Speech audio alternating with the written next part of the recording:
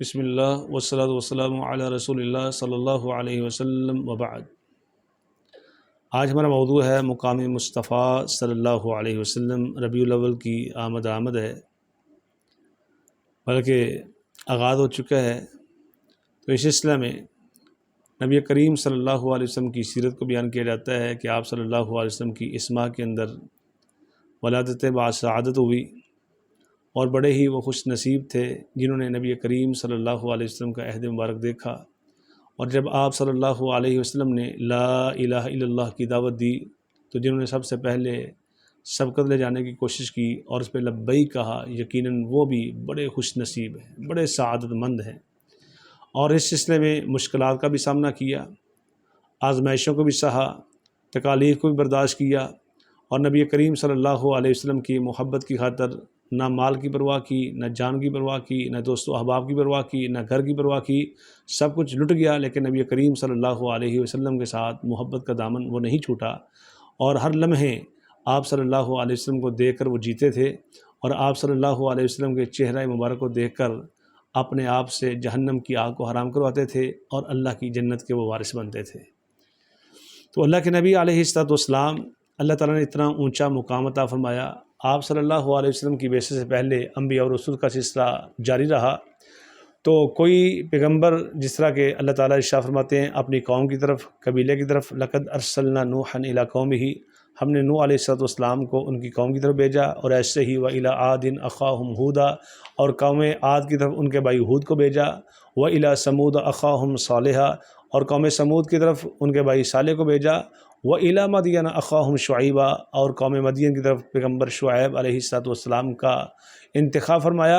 اور جب نبی کریم صلی اللہ علیہ وسلم کی باری آئی تو اللہ خالق و مالک ارشاد فرماتے ہیں وما ارسلناک الا کافۃ للناس بشیرا ونذیرا، ہم نے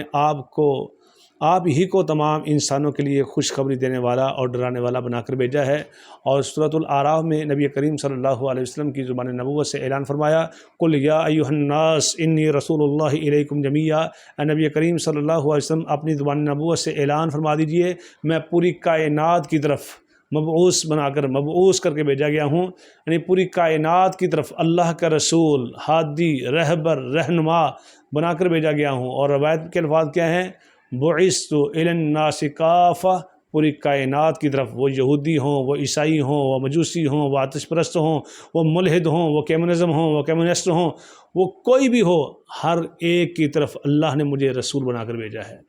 اور نبی کریم صلی اللہ علیہ وسلم کی شان، آپ کا مقام سنن دارمی کے مقدمہ کے اندر واقع آتا ہے۔ نبی کریم صلی اللہ علیہ وسلم فرماتے ہیں مجھے خواب میں دکھایا گیا کہ میرا وزن کیا گیا، ایک ترازو میں مجھے رکھا گیا پلڑے میں، اور دوسرے پلڑے میں ابو بکر رضی اللہ تعالیٰ عنہ کو، بعض روایات میں ایک شخص کو رکھا گیا،